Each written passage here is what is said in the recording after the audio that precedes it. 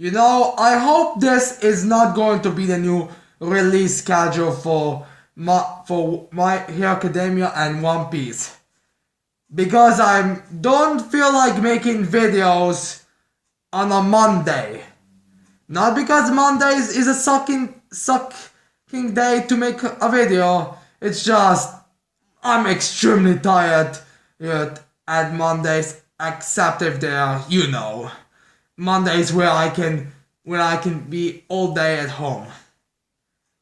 But yeah, let's talk about chapter 929 from One Piece and then later today My Academia chapter. So yeah, in this chapter we get, let's just say, a much better way to end the year. And you can kind of see the comparisons with the way that we end the year with the Beast Pirates and the Shogun gun of the Wano country. Wait. But yeah, let's get in. We begin this chapter with Fanosuke going through the blueprints. And we find out that Frankie should have not been with Sanji eating some sopa. But anyways, the little guy, which is just a gag character, well, not even a gag character, his origins are, oh, I forgot the door that I tried to be destroyed was back. So, no, it's not a plot hole or a drawing mistake.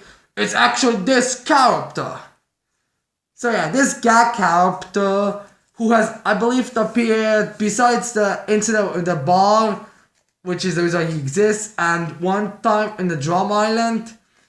He's here and says Fanosuke, oh yeah, I've remembered where I put the blueprints of the Water Country. Well, not the blueprints of the Water Country. It's just that the Straw Hats and the Kozuki family and all of them kinda wanna get the blueprints to Kaido's mansion. Which might very well just be a very simple structure. Like, maybe the most interesting part about it would be how thick they are going to be, because look at Kaido.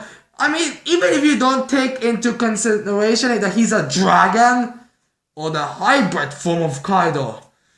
Jeez, how powerful is his hybrid? I mean, his human form is already powerful, and his dragon is also extremely powerful, and oh my god, let's not think about that. So yeah. Basically, he tells Fanosuke that, yeah, those blueprints, I sold them off to someone like 10 years ago. Which, I'm like amazed. This guy is able to remember something he had 10 years ago, but not remember that he sold them off. Interesting. I mean, to be fair, it's just there for comedic reasons, because they can't make it go this easy. And it might be possible we're going to get introduced to one of the characters. But yeah. So Frankie's like super pissed about this, because you're telling me I worked weeks here for nothing, because the only reason why I worked here was just to get those blueprints, and he is like having a big rage fit. And while he's having that rage fit, he's, holding up the gag character and shaking him around to give him a concussion or something. Well, the other competitors come and attack him, but, well, these are a bunch of people who spend their time only working on building stuff, and Frankie's a flippin' cyborg, an extremely powerful cyborg. So yeah, it goes as well as you can expect. One move and completely destroys everything. Granted, we do not see how it looks, but it gets destroyed completely. So yeah, that guy captain fires Frankie because not only did he show disrespect to the master, but he also destroyed the main place. So yeah, Frankie goes. I guess he also told him to who he sold, and Frankie goes to meet that person, and he's like, I gave him to someone else. And then if he goes to another person, he says, I give them to another one, someone else. To my favorite geisha, which is, in case you're unaware, geisha is a prostitute. And this might be the translation error, but Frankie asks, why are we or something? Just why did you? No, basically he's asking, why would you give blueprints to the mansion of Kaido, a person we all basically can see as God, to a fucking prostitute? And not even the best prostitute, just the one you like the most. But yeah, he goes to that prostitute and she's like, oh, I give them to someone else. And then he goes again, and then he got, and then he again, that person again says to someone else whose name is like an animal's name. And then that guy, and he informs them that it was stolen by a masked man, and is going to Kure, and he lives in Kure. Now let's talk about this masked man a bit. So, yeah, it's very likely this is a character who is going to be important in the series. I mean, who he is, it's not exactly known, but my theory is that this character could be Killer. Killer which is the second commander, the Kid Pirates, because, well, we get X-Strike in a chapter, and we can assume Apu is somewhere in Wano, considering if you look at Hawkins, and I can imagine there being that big of a difference between Hawkins and Apu. I wouldn't be surprised if Apu was actually in charge of looking for Jack until they find him. But yeah, so Killer would be the one that will actually get something from the mansion. Like maybe he thinks Kaido has Kid locked up in his mansion because, well, he did kind of had it in the chapter when Kaido is like getting drunk after he finds out that Doflamingo got captured. So yeah, it's very likely that's Killer, or maybe he's like, oh, our character will break up soon enough. But when he breaks up, he will want to get payback on Kaido as soon as possible. Something like that. Because, for instance, we know Killer has a mask, so now we'll be able to see his face, and the fact that the thief actually said that he's from Kure, which makes no sense if you're thieved, would explain why he said that. So yeah, my theory is that it's Killer most likely, or maybe it's some of the other people who wanna get back and wanna take the country back from the Shogun. So yeah, now Frankie goes and informs Kinemon because honestly, he cannot do anything more. And also, after Frankie is fired, he meets Kanjuro, and Kanjuro is basically pretending to be a person that sells fish to people, and since his drawing is extremely crappy, extremely crappy. I mean, if you have complaints about my drawings, you haven't even seen Kanjuro's drawings. I mean, they're such horrible drawings that actually looks like it's all messed up. But yeah, Kanjuro is, and apparently Kanjuro did not contact, and Frankie tells Kanjuro that he needs to go get to another place to get the blueprints because where he worked was wrong. But apparently Kanjuro did not inform Kinemon, because when Frankie informs Kinemon about all of this, he's like, I understand, Frankie. But yeah.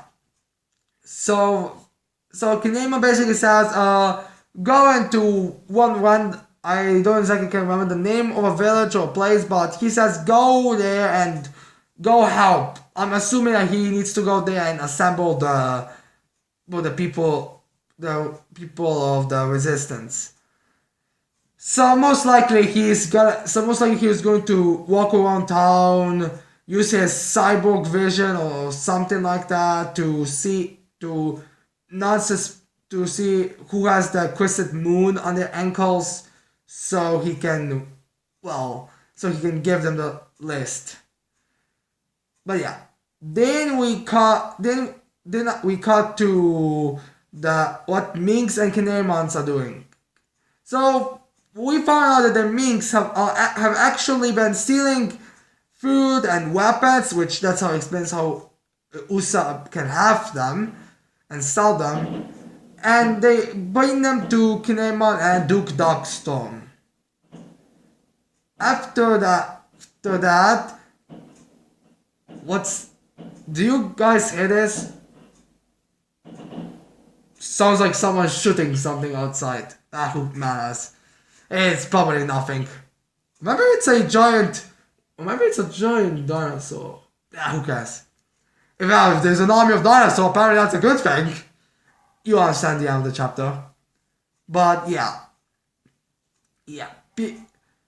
So yeah, they say that the beast pirates are actually becoming suspicious of it because they've started to notice, like, maybe you can get away with one box and one box of weapons and food, but you cannot, like, if you get a bunch of weapons and food, you cannot hide it. So yeah. They explain that they have actually put the letter that puts Usher Doji at saying that he is the one that's actually been stealing stuff, so they could try to get him on their side. I don't know how's that going to work, but yeah, that's basically what they do. So later we got to Zoro, probably one of the most overhyped characters in the series. My apologies, but it's almost like it's true. So yeah, we find out that Zoro is basically in the same place he was at the beginning of the arc, at that wastelands that he and Luffy fought Hawkins. And he seemed to find a new friend in a weird old drum player. I think it's something drum related. I don't know what's this kind of stuff, but yeah. That drum player explains to us all what has been happening. Zoro got the sushi, but he could not pay him, so he paid him, and after he paid that, he was flat broke. Then he stick around Zoro, which is amazing. I say how the fact that Zoro can actually get lost if he's just sitting. He could just be sitting like this right now, and he would be in the other part of the city or somewhere. I don't ask me how is that possible, but Zoro's actually is horrible. So I'm impressed this guy was able to stick with him. So we found out that Zoro had some gambling and he won all the time they gambled. And after that, a bunch of soldiers from that Kyoshiro, I believe the guy who's in charge of the prostitutes, and has sent the guys when they came to Sanji, and they attacked our swords, but alright, as much as those overhyped in moments, he can defeat he has no problem defeating a bunch of riffraff, meaner soldiers that have not handled. Seriously, Zoro can just one punch them all. So yeah. It's basically this. Then Then they go and so they both go to the next city, the leftover stone. Now it's also possible that this guy has the blueprint, but most likely just another gag character. I can imagine that there's going to be a lot of gag characters right now, because if we go by the structure of this arc, which is the first part, second part, third part, fourth part, and fifth part, it's likely that the next part will be mostly just Kaido versus Luffy and Kid, King versus Zoro, Queen versus Sanji, Jack versus Jinbei, Kinemon versus Orochi. Karakuri versus X-Drake. Or Karakuri versus Jackal. I don't know really. It's possible that the Big Mom Pirates arrive. I mean, how? We apparently got the world government here, CPI just zero, and they seem to get in without problem. So yeah, CPI just zero have come to the Wano country. And it's very, how do I say this? Considering the fact that these are supposed to be some of the most powerful and the highest of people, but we have, and consider how badass CP9 is, let's just say they're a bit underwhelmed this chapter.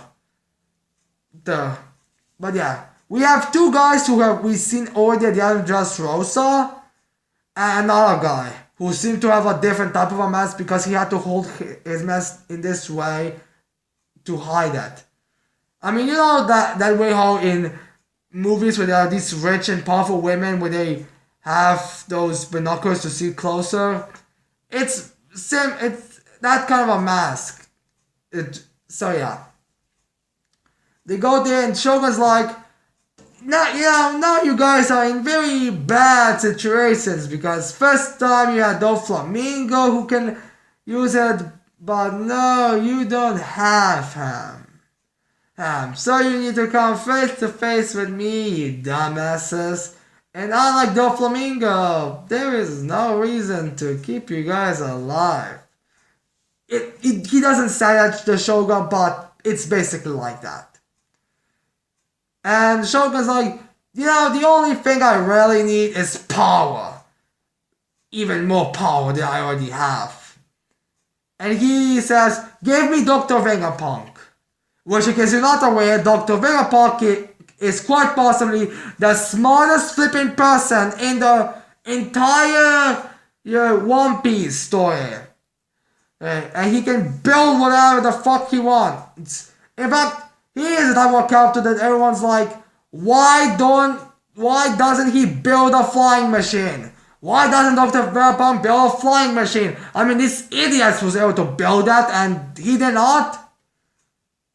He's basically the smartest person.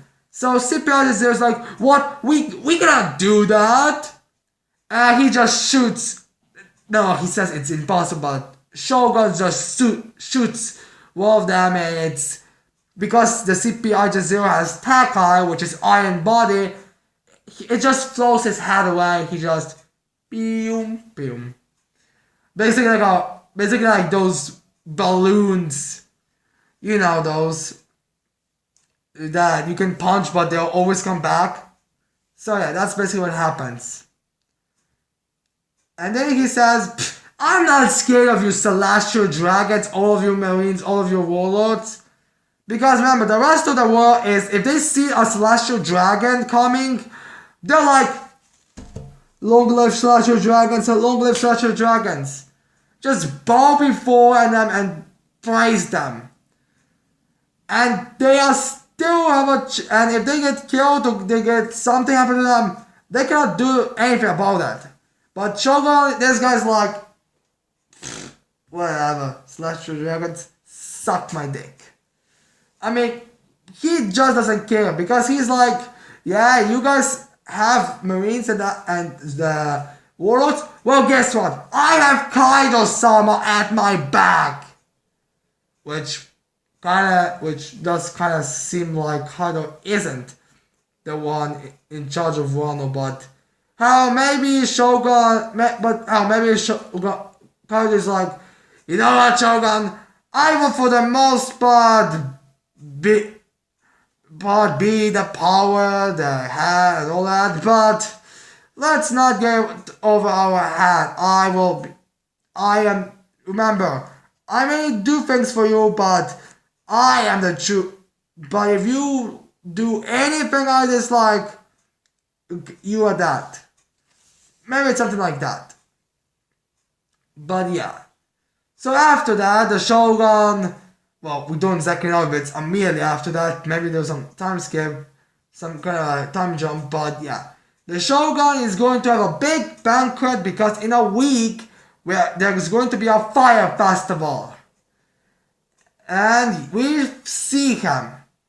And let's just say he doesn't look quite intimidating. In fact, he looks more like a gag character. Like a one-chapter gag character.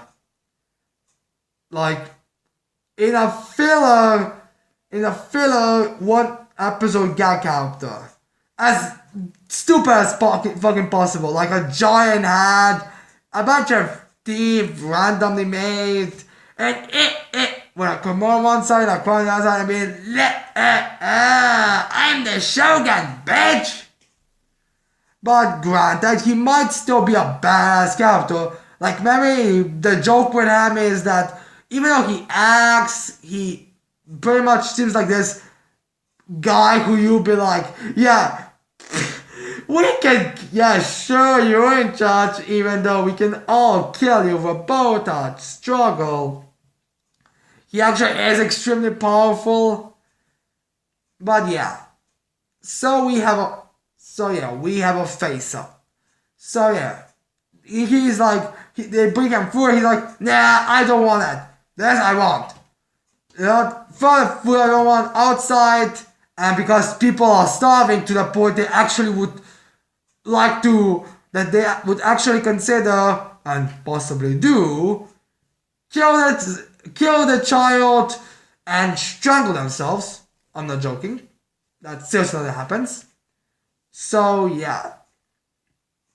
This is how it basically goes. And this guy is just throwing away food. Oh, maybe some peasants are outside right now and they are going to get that food because that look pretty delicious. Well, even vegetables would be delicious to these people right about now if you consider how much they're starving. But yeah. He's like, where are the beautiful women at? And they are basically a bunch of geishas with Robin, and the prostitute, Kumasaki is also there. And he's like, let's party out, boys! Also, the guy who's in charge of the prostitutes that are from that Kurosaki is also there, and he has this really creepy way he's drawn. Man, that's another gag with him that he's actually like, he's drawn as an extremely creepy character, but he's average when it comes to the bottom. He always comes across as a creep show. But yeah. And now the final things that happen in this chapter, and that's, we get some headliner action. So yeah, Law comes to Sanji, he's like, we need to get the fuck out of here. The assassins they've sent to kill you are here. And so he's like, please, I can handle them. But yeah, and Law is like, but they can recognize us. Because these assassins are X-Drake and Hawkins. Well, X-Drake and Hawkins are different types of headliners. But yeah, people are running away and they're screaming like, oh no! 6 strongest headliners are here! X-Drake and Page 1. Which both of them have ancient version of Dragon Nomi. I can't exactly remember what names they are. I think one is the dinosaur that killed T-Rex in Jurassic Park 3, and the other one is a bit less than X-Drake is a bit less than T-Rex. I mean, whatever dinosaur looks like a T-Rex with 3 claws. But yeah. They're like, an X-Drake or Page 1 is like, why are they screaming out loud to specifically me and you? And also, it's sad that 6 strongest headliners are there, but because of the translations, and I may not probably just not understand that, I don't know exactly if these 6 strongest headliners all of them are there, or maybe only two of them are here, and it's just and the other four are somewhere else. I don't know. It's most likely that it's just page one and extra were there, but yeah. And extra is like, what are you doing here, Hawkins? Hawkins, and he's like, oh, are you here just for a show? Page one is like, and Hawkins is like, no, I'm on a hunt for someone else. What are you doing here, extra? Don't you have something else to hunt? So yeah. Sanji and Law might actually face X-Drake, Page 1, and Hawkins after the new year and the next chapter. Possibly. It could just be something that's being hinted at, but in reality, it's not going anywhere. I mean, Law was pretty like saying, let's get the fuck out of here when he saw it. So yeah, Sanji and Law are gonna be facing two dinosaurs who are quite powerful if we take what people are saying literally, and Hawkins. Now, here's the thing. I would like to imagine that at least X-Drake can defeat Zoro, because, well, I kind of find it stupid that it's Luffy, Kid, Zoro, Rouge, and then everyone else when it comes to the power levels. So yeah, if X-Drake can defeat Zoro, that would mean that Sanji and Zoro can most likely defeat Sanji and Law. I mean, maybe a tough fight, but Zoro can almost definitely defeat Sanji and Law. And I'm pretty sure that Law and Sanji are facing a guy who is more powerful than Zoro. I mean, there's nothing really to go off it, but I would not be surprised if X-Drake can. So they're gonna face someone who's stronger than Zoro, who can beat both of them. A guy who's at the same rank, but quite possibly weaker, but possibly the same rank. And Hawkins, who, the way that Law kinda seemed like that Hawkins can defeat Law. It's possible. We don't exactly know where do they go by power levels. So yeah, I'm extremely excited for the next chapters because we are going to have a bunch of dinosaurs. Hell, I would be surprised if the other four of these 6 strongest headlines are also dinosaurs. Hell, maybe if you have the dinosaur that referred, you're like automatically put as the most powerful headliner. That would be awesome. So yeah, this chapter is an excellent way to end the year, and I just cannot wait. I hope we're gonna get some X-Drake action, because ever since he was mentioned, I just could not wait. So yeah, I hope you like this video. I hope you're gonna leave a like and subscribe to my channel for more videos in the future. And that's it. I cannot wait to see all of you people next time. Bye.